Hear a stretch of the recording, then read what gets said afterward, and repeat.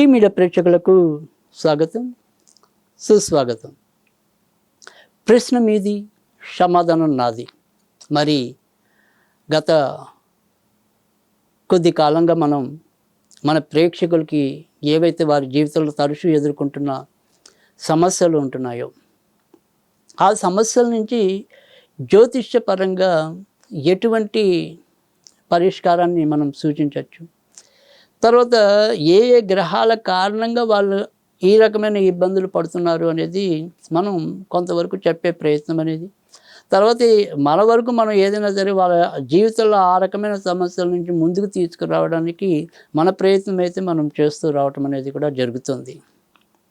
తర్వాత వివిధ కార్యక్రమాల నేపథ్యంలో ఒక్కోసారి మనం ఏదైనప్పటికీ కూడా మన ప్రేక్షకులు అడుగుతున్న ప్రశ్నలకు ఒక్కోసారి వారికి వెంటనే మనం సమాధానం ఇవ్వలేనప్పటికీ కూడా వీలైనంత వరకు కూడా వారి వారి యొక్క సమస్యలు ఏవైతే ఉన్నాయో ఆ సమస్యలకి ఎంతో కొంత మనం పరిష్కారం చూపించడం అనేది అయితే జరుగుతుంది. ఇక మరి ఈరోజు మరి మనకి ఏ రకమైన సమస్య వచ్చింది, అది ఏ రకమైన వివరాలను మనకి తెలియజేస్తుంది అనేది ఒకసారిగా చూద్దాం. మా అబ్బాయి పేరు దత్తప్రసాద్.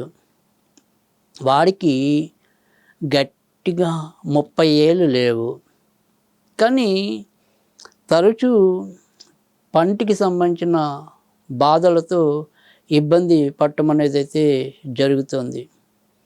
లోగడ మేము ఈ పంటికి సంబంధించిన విషయాల్లో కొంత చికిత్స తీసుకున్నప్పటికీ కూడా ఎప్పుడు ఏదో రకంగా కొంత పంటికి సంబంధించిన తరచు నొప్పి కలుగుతూ ఉండటం, తర్వాత ఏదైనప్పటికీ కూడా మరి ఈ వైద్యులు సంప్రదిస్తున్నప్పటికీ కూడా ఆ విషయంలో పూర్తిగా మాకు అనుకూలమైన స్థితి రాకపోవటం, ఈ రకమైన ఈ చిన్న వయసులో ఇటువంటి మరి ఏదైనా సరే ఈ పంటి లేదా దంత సంబంధించిన బాధలు అసలు ఎందుకు వస్తాయి, వాటిని మేము ఏ రకంగా పరిష్కరించుకోవచ్చు అని చెప్పి ఈవిడ అడిగారు.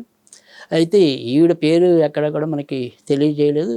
మరి విశాఖపట్నం వాస్తవ్యులుగా చెప్పి వాళ్ళ అబ్బాయి అని చెప్పి ఆ అబ్బాయి పేరు దత్తప్రసాద్ అని చెప్పడం అనేది అయితే జరిగింది. అయితే ఇక్కడ మామూలుగా అయితే కనుక ఈ జాతకాల పట్టి మనం చూసినప్పుడు ఏంటంటే ఇవాళ పంటి సమస్యలు అనేవి చాలా చిన్న వయసులోనే రావటం అనేది కూడా మనం చూస్తున్నాం. ఇక్కడ మనకి ఏదైనా వాడి ఇటు ఈ ఏదైతే బ్రషింగ్ చేసే విధానం కొంతవరకు సరిగ్గా లేకపోవటం అనేది, తర్వాత చిన్న వయసు నుంచి కూడా వీరు ఈ యొక్క ఏవైతే మరి పంటికి సంబంధించినవి కానీ దంతాలకు సంబంధించిన విషయాల్లో కొంత వీళ్ళు శ్రద్ధ చూపించకపోవటం అనేది, తర్వాత రకరకాలైన పేస్టుల్ని మారుస్తూ వెళ్ళటం అనేది కూడా కొంత వీరికి ఆ రకంగా కూడా కొంత ఇబ్బంది పెట్టే పరిస్థితులు ఒక్కోసారి ఉంటాయి. ఇది ఇక్కడ మనకి పరిస్థితులు అవి ఎలా వచ్చాయి ఏంటి అనేది ఇక్కడ ఇది మనకి ఇది కాదు, కానీ అసలు జాతక రీత్యా ఎప్పుడైనా సరే ఒక పంటి సమస్యలు దంత సమస్యలు ఇలాంటివి ఏమైనా సరే తరచూ ఉత్పన్నం అవుతున్నాయి అంటే కనుక అందుకు ప్రధానమైన కారణం అనేది ఈ యొక్క శనితో కూడి ఉండటం అనేది, అంటే తొందరగా మనకి జుట్టు రాలిపోతుండే సమస్య, తర్వాత చర్మం వడిలిపోయినట్టు ఉండటం, తర్వాత తొందరగా చిన్న వయసులో ఈ యొక్క పళ్ళు సరిగ్గా లేకపోవటం లేదా వృద్ధాప్య లక్షణాలు, ఇలాంటివన్నీ కూడా కొంతవరకు శని మూలకంగానే మనకి జ్యోతిష్యం చెప్పడం అనేది అయితే ఉంటుంది. అయితే ఇక్కడ ఏదైతే మరి శని మీద ఈ యొక్క కుజుడి దృష్టి ఉన్నప్పుడు, తర్వాత శనికి పూర్తి శత్రువైన రవి దృష్టి పరస్పరం అంటే శని రవిల దృష్టి ఉన్నప్పుడు ఒక్కోసారి అవి ఆ యొక్క వ్యాధులు తారాస్థాయికి వెళ్ళటం, అక్కడ ఏదైనా సరే ఒకసారి సర్జరీలు కూడా అవసరం పడటం, అంటే శస్త్రచికిత్సలు కూడా అవసరం పడుతూ ఉండటం అనేది కూడా జరుగుతుంది. ఇక్కడ మరి వీళ్ళు ఏ రకమైన దానికి చికిత్స తీసుకున్నారనేది అయితే మనకి తెలియజేయలేదు, కానీ ఒక వైద్య చికిత్స అయితే పొందామన్నట్టుగా ఆ ఇల్లాలు మనకి తెలియజేయటం అనేది అయితే జరిగింది.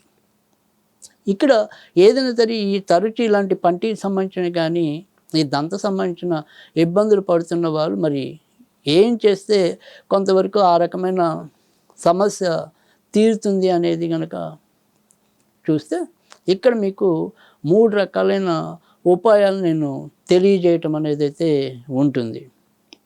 అదేంటి అంటే కనుక మొదట ఏదైతే మరి కొద్దిగా నువ్వుల నూనె ఒక చిన్న మూతడు, అంటే ఏదైనా సరే మన యొక్క ఈ మందులకి వాడే మూతలు ఉంటాయి కదా చిన్నవి, ఆ మూతడు నువ్వుల నూనె తీసుకుని ఆ నువ్వుల నూనె మింగకూడదు, మనం ఇలా పుక్కిలిస్తున్నట్టుగా పుక్కిలించి ఆ నువ్వుల నూనె వదిలేయాలి.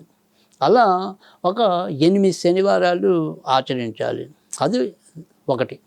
తర్వాత రెండోది వచ్చేప్పటికి ఏంటంటే ఒక 5 బుధవారాలు మీరు ఏ రకంగా పళ్ళు తోమినప్పటికీ కూడా ఒక 5 బుధవారాలు పటికతో ముందు పళ్ళు తోముకోవాలి. పటిక అంటే కనుక పటిక బెల్లం కాదు. మనకి చిన్నప్పుడు ఏదైనా సరే ఈ గాయాలు అవి అయినప్పుడు ఈ పటికతో అయితే ఆ రక్తం తొందరగా గడ్డ కట్టడం అనేది ఉండేది. లేదు ఇప్పటికీ కూడా మనం ఈ ఇళ్ళకి వాటికి నరఘోష లేకుండా చూస్తుంటాం కదా, అది పటిక అంటాం. సో ఆ పటికతో ఒక 5 బుధవారాలు పళ్ళు తోమటం అనేది. అది కాకుండా ఒక పెద్దది ఏదైనా సరే అంటే మనం కొద్దిగా ఎక్కువ స్థాయిలో ఇంకా మంచి ఫలితం పొందాలి అంటే కనుక దానికి ఒక మంచి ఏదైతే మంత్రం ఉంది అంటే కనుక అది ఓం ఆజ్య పురాణ పురుషోత్తమాయ బ్రాహ్మణే నమః.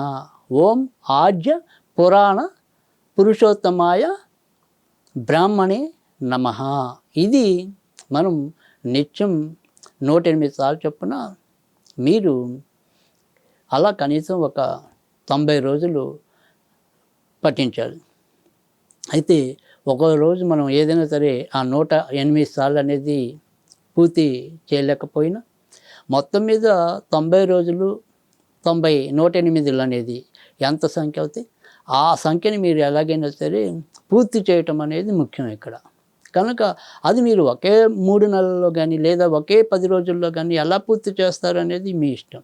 ఇక్కడ ఆ రకంగా మీరు పూర్తి చేయటం అనేది ముఖ్యం.